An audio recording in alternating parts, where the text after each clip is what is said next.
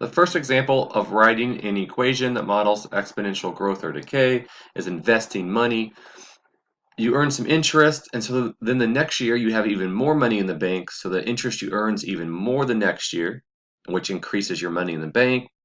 And the following year you earn even more money, so eventually this starts to grow at an exponential rate because the interest is earning interest year after year after year. Now the formula you're going to use, they kind of break it down, but right here is really uh, kind of where I would start. The principal multiplied by 1 plus the interest rate.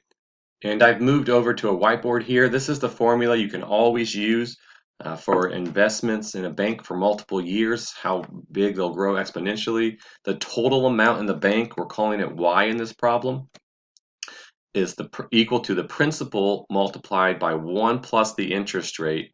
Make sure you write the interest rate as a decimal. And then the exponent is the number of years that the money is left to grow exponentially with interest year after year after year.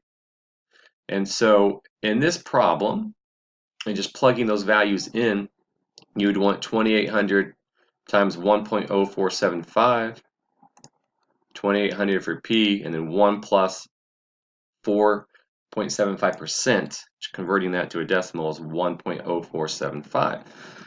And then T here just stands for the number of years. And so you could then, for any number of years, plug in a number here for T and calculate how much total money your account would be worth.